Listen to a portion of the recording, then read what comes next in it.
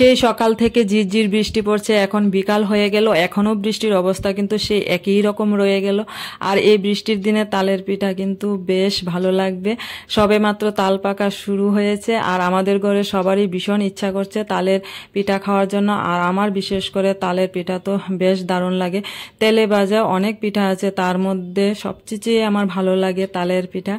আর এই তালের পিঠা কিন্তু আমরা একমাত্র তালের সিজনেই খেতে পারি। অন্য সব পিঠা তো আমাদের যে সময় মনে চায় আমরা বানিয়ে খেতে পারি ঘরে, কিন্তু তালের পিঠাটা তো আর সবসময় খাওয়া সম্ভব হয় না। তো কালকে বাজার থেকে দুইটা তাল আনলো, আর তাল দুটো ভীষণই ভালো, একদম পাকা।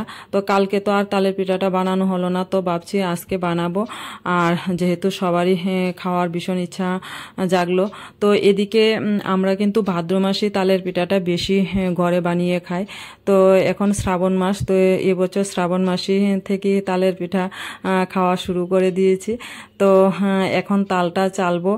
আর এবছরের প্রথম পিঠা বানাচ্ছি, তারপর যে আরও কতদিন বানাবো তার হিসাব নেই।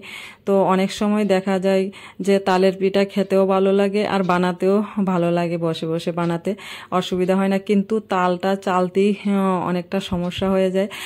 তালটা চেলে যে রসটা বের করা, এটা অনেকটা বিরক্তকর লাগে অনেকের। তো আমার যেহেতু তালের পিঠা অনেকটাই ভালো লাগে, তো আমারও তাল চালতে কোনো অসুবিধা হয় না। তো যাই হোক, এখন তালটা চালবো। আমার কাছে একটা ছিদ্র করা একটা থালা আছে, ওই থালাটাতে তালটা চেলে নেব।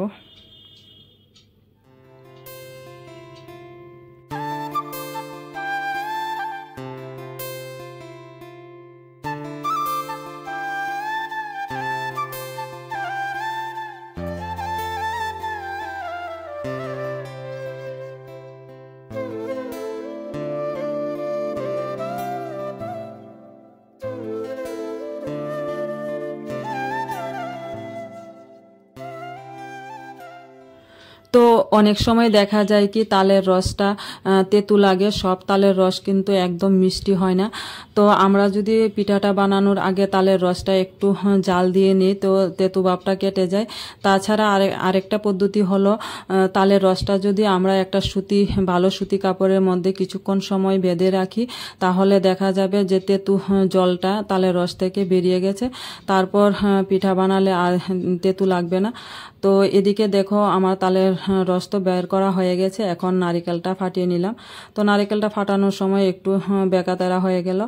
আর যে কোনো পিঠাপুলি বলো, নারিকেল ছাড়া কিন্তু একদম অসম্পূর্ণ, নারিকেল না দিলে একদমই ভালো লাগে না। তো এখন আমি নারিকেলটা কুড়াবো, আর এই নারিকেলটা কিন্তু বেশ মিষ্টি। আর নারিকেলটা আমি সবটাই তালের পিঠার মধ্যে দেব।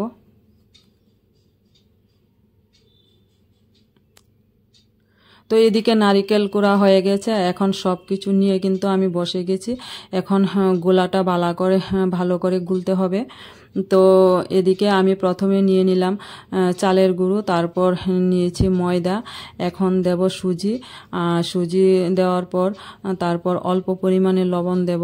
তো যে কোনো পিঠাপুলির মধ্যে একটু লবণ দিলে ভালো হয়। আর তারপর আমি দিয়ে দেব বেকিং পাউডার।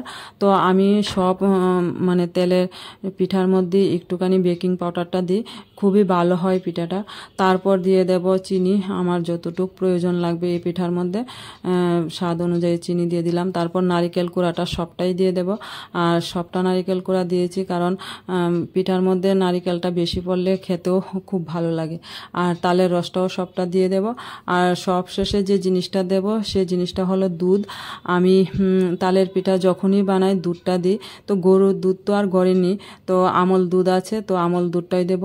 আর তালের পিঠা বানানোর সময় দুধ আর এদিকে বেকিং পাউডার, এই দুইটা জিনিস দিলে পিঠাটা কিন্তু খেতে বেশ দারুণ লাগে। জানি না তোমরা এইভাবে বানাও কিনা, কিন্তু আমি তালের পিঠা বানানোর সময় দুধটা আর বেকিং পাউডারটা সবসময় দিই। তো অল্প পরিমাণে জল দেব, আর গুলাটা যত ভালো করে মাখা হবে ততই কিন্তু পিঠাটা খুব সুন্দর হবে, আর খেতেও কিন্তু বেশ ভালো লাগবে। তো আমি অনেকক্ষণ সময় লাগিয়ে কিন্তু মেখেছি ভালো করে।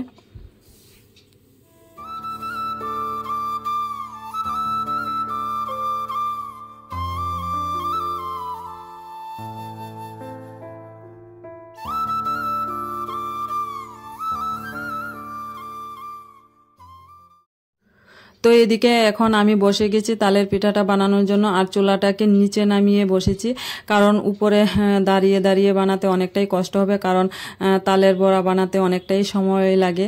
তো নিচে বসে বানালে আমার পক্ষে অনেকটাই সুবিধা হবে।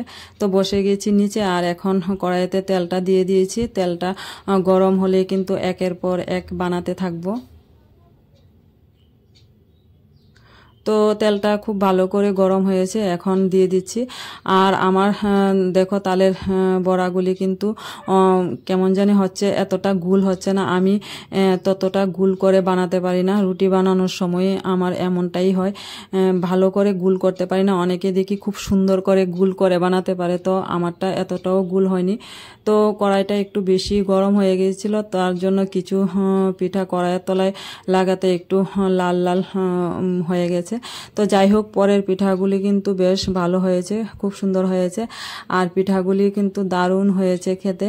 তো আমরা বানানোর সময় কিন্তু সবাই একটা দুইটা করে খেয়েছি, আমি তো কমই খেয়েছি, আমার দুই মেয়ে আমার বর তারা খেয়েছে। আর তালের পিঠার একটা নিয়ম যে পিঠাটা যখন সঙ্গে সঙ্গে বানানো হয় তখন কিন্তু খেতে একটুকুও ভালো লাগে না।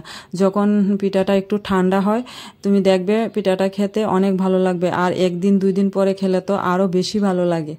তো যাই হোক, এদিকে কিন্তু আমার মোটামুটি সব পিঠাই বানানো হয়ে গেছে, আর অল্প বাকি। তো এগুলোও বানিয়ে নেব ঝটপট।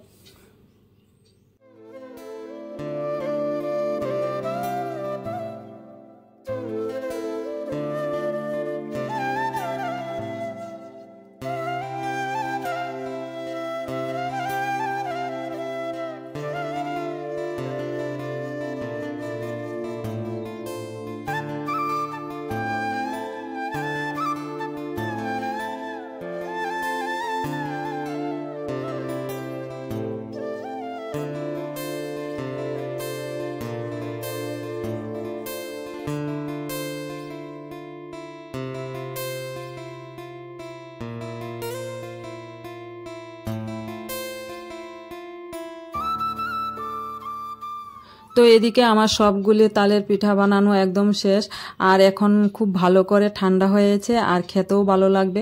গরম গরম তো কয়েকটা খেয়েছি, তো এখন তো ঠান্ডা হয়েছে, খেতে আরও অনেক ভালো লাগবে। তো সবাই মিলে এখন খাচ্ছি, আর পিঠাটা কিন্তু খুব ভালো হয়েছে, ঠান্ডা হওয়ার পর আরেকটু বেশি ভালো লাগছে। তো আজকের ভিডিওটা এ পর্যন্তই, দেখা হবে পরবর্তী কোনো ভিডিওতে। তো সবাই খুব ভালো থেকো, সুস্থ থেকো, আর ভিডিওটা ভালো লাগলে অবশ্যই একটা লাইক করে দিও, আর যারা আমার চ্যানেলে নতুন প্লিজ চ্যানেলটাকে সাবস্ক্রাইব করে আমার পাশে থেকো। তো সবাইকে টাটা।